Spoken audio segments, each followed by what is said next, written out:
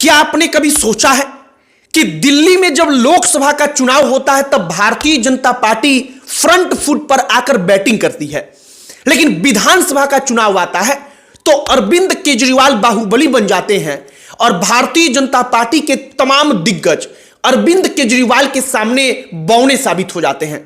आखिरकार अरविंद केजरीवाल के पास वो कौन सी ताकत है जिसका काट भारतीय जनता पार्टी के पास अब तक नहीं है।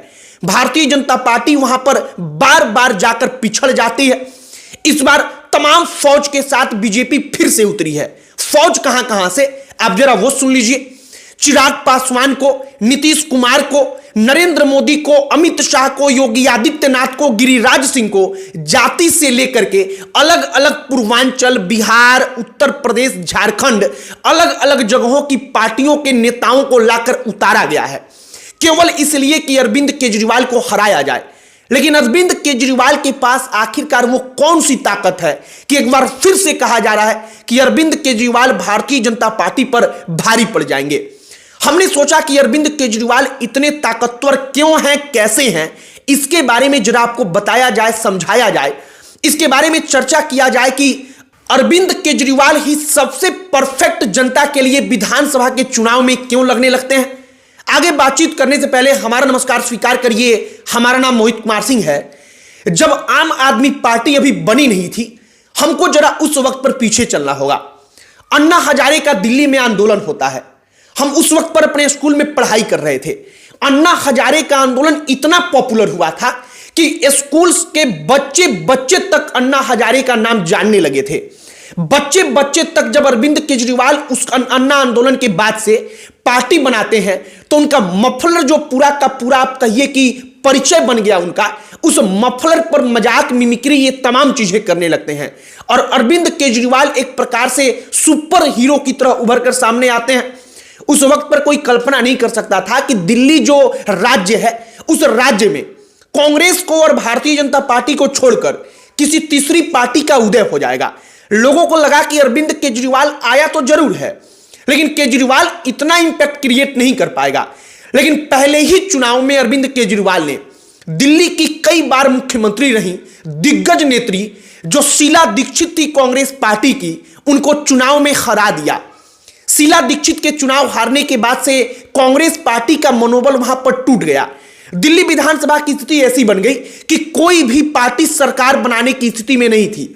आम आदमी पार्टी को 25 से ज्यादा सीट पर जीत मिली थी, जो अपने आप में एकदम चौंकाने वाला था, क्योंकि दिल्ली में पहली बार कोई पार्टी चुनाव लड़ रही है और दिल्ली के टोटल सीटों में से 27 सीट पर लगभग उनके उम्मीदवार जीते थे। यह अपने आप में चौंकाने वाला था। जब किसी की सरकार नहीं बनी, दिल्ली में दोबारा चुनाव हुए। जब दोबारा चुनाव हुआ तो अरविंद केजरीवाल की पार्टी आम आदमी पार्टी पूर्ण बहुमत से सत्ता में आती है और भारतीय जनता पार्टी कांग्रेस पार्टी का सुपड़ा साफ हो जाता है। अब यहीं पर वो कहानी है कि आखिरकार अरविंद केजरीवाल ने यह सब कुछ किया कैसे। दरअसल कांग्रेस पार्टी और भारतीय जनता पार्टी जो अब तक दिल्ली में राजनीति कर रही थी, वो उसी प्रकार का ट्रेडिशनल पॉलिटिक्स था जो अन्य राज्यों में होता आया है। मतलब कि अगड़ा हमारा पिछड़ा तुम्हारा, जो मुसलमान है वो हमारे साथ, हिंदू जो है वो हमारे साथ, इसी पर राजनीति चल रही थी। लेकिन अरविंद केजरीवाल ने इस बीच के वोट बैंक को पहचाना। वो वोट बैंक थे ऑटो चलाने वाले ड्राइवर्स, वो वोट बैंक थे दिहाड़ी मजदूर, वो वोट बैंक थे ठेला लगाने वाले, रिक्शा चलाने वाले लोग। अरविंद केजरीवाल के कार्यकर्ता जो थे, जो उनके लोग थे, उन्होंने इनको अपने पक्ष में भुनाना शुरू किया और ऑटो ड्राइवर्स को, जो ऑटो चालक थे दिल्ली के, जो दिहाड़ी मजदूर थे, जो रिक्शा चलाते थे, उनको पहली बार लगा कि उनकी बात जो फ्रंट फुट पर आकर कोई नेता कर रहा है, कोई पार्टी कर रही है, वो आम आदमी पार्टी है और अरविंद केजरीवाल है। चुनाव में कहा जाता है कि ऑटो ड्राइवर्स ने अरविंद केजरीवाल का इतना साथ दिया कि अरविंद केजरीवाल की हवा बन गई। हवा ऐसी बनी कि अरविंद केजरीवाल की पार्टी पहले ही चुनाव में एक ऐसा इंपैक्ट क्रिएट कर देती है कि बीजेपी और कांग्रेस जैसे बड़ी बड़ी पार्टियां थर्रा जाती हैं। इसके बाद क्या होता है, जब दोबारा चुनाव होता है तो आम आदमी पार्टी ने इतिहास रच दिया। अरविंद केजरीवाल मुख्यमंत्री बन गए, लेकिन इसके बाद परिस्थितियां बदली। अरविंद केजरीवाल का जो साफ सुथरा चेहरा था उस पर दाग लगना शुरू हुआ। अरविंद केजरीवाल के कई सारे मंत्री जेल गए, अरविंद केजरीवाल खुद जेल चले गए, लेकिन इन तमाम चीजों के बावजूद उनकी लोकप्रियता में कोई कमी नहीं आई। साल 2020 के विधानसभा चुनाव का हम आपको एक बार जरा जिक्र करके बता देते हैं। जब 2020 का विधानसभा का चुनाव हो रहा था तो महिलाओं को बस में हम फ्री यात्रा कराएंगे। जो दिल्ली की महिलाएं थीं, और दिल्ली में कामकाजी महिलाओं की संख्या बहुत ज्यादा है जिनको रोज सफर करना पड़ता है, और रोज यात्रा करने के दौरान उनका रोज 20 रुपया, 40 रुपया, 50 रुपया खर्च होता था। लेकिन जब अरविंद केजरीवाल ने कहा कि महिलाओं का हम बस में यात्रा फ्री कर देंगे, तो यह महिलाओं के लिए अपने आप में चौंकाने वाला था। किसी दूसरी पार्टी ने ऐसा सोचा तक नहीं। अरविंद केजरीवाल को जमकर वोट मिला, मुफ्त बिजली के नाम पर वोट मिला। जो दिल्ली की सरकारी विद्यालय थे, दिल्ली के गवर्नमेंट स्कूल्स, उनकी हालत वाकई में सुधरी और इन तमाम चीजों पर उनको वोट मिला।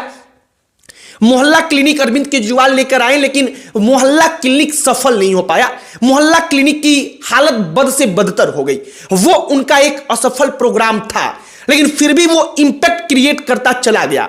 अब इन तमाम चीजों के अलावा अरविंद केजरीवाल 2025 में वही चीजों को रोटेट कर रहे हैं। कैसे, आप समझिए। अरविंद केजरीवाल ऑटो ड्राइवर्स की बेटी की शादी होगी तो 1 लाख रुपया देंगे। ये समझिए अपने जो कोर वोटर्स हैं उनको खिसकने ना देने के लिए कितना बड़ा वादा है। अरविंद केजरीवाल इसके बाद ऑटो ड्राइवर्स का 10 लाख का पॉलिसी करवाते हैं। यह अपने आप में बहुत बड़ी बात है। ऑटो ड्राइवर्स को वर्दी सिलवाने के लिए, जो उनका ड्रेस होता है, यूनिफॉर्म होता है, उसके लिए साल में 2500 2 बार रुपया देंगे, मतलब 5000 रुपया।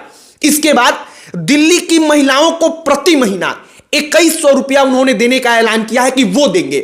मेट्रो में जो छात्र होंगे उनका टिकट का किराया 50% छूट हो जाएगा। जो दिल्ली की बसें हैं सरकारी, उन बसों में अरविंद केजरीवाल ने ऐलान किया कि जो छात्र चढ़ेंगे महिलाओं की तरह ही, उनको भी टिकट नहीं लेना पड़ेगा, मतलब कि उनके टिकट का पैसा नहीं लगेगा। और ये तमाम चीजें 2025 के चुनाव में अरविंद केजरीवाल को एक बार फिर से बाहुबली बना चुकी हैं। बाकी इस वीडियो को बनाने का मकसद यह था कि एक बार समझा जाए कि वाकई में अरविंद केजरीवाल, जो नरेंद्र मोदी हैं, अमित शाह हैं, योगी आदित्यनाथ हैं, इधर से चिराग पासवान जाते हैं, गिरिराज सिंह, नीतीश कुमार, जो ये तमाम फौज है, इन तमाम फौजों पर अकेले भारी वो इंसान कैसे पड़ता है।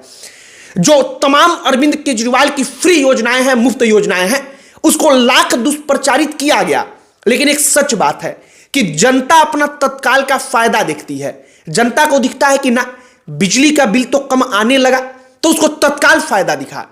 जो महिलाएं हैं उनको दिखता है कि पहले 50 रुपया हम कहीं जाते थे काम करने तो हमारा खर्च होता था प्रतिदिन, अब वो खर्च नहीं होता है। अरविंद केजरीवाल के कारण हम मुफ्त में आ जा रहे हैं, कहीं जाना होता है दिल्ली में तो इसका उनको फायदा मिला। अब छात्र इसी बात को समझ रहा है, देख रहा है, तो अरविंद केजरीवाल को उसका फायदा मिलेगा। और इसीलिए हमने कहा कि अरविंद केजरीवाल नब्ज पकड़ करके जनता की राजनीति कर रहे हैं।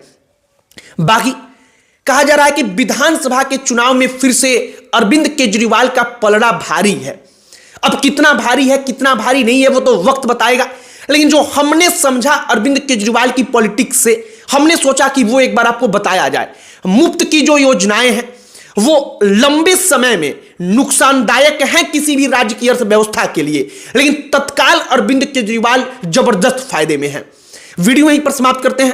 अंत में हमारा परिचय, हमारा नाम मोहित कुमार सिंह है। बहुत बहुत धन्यवाद।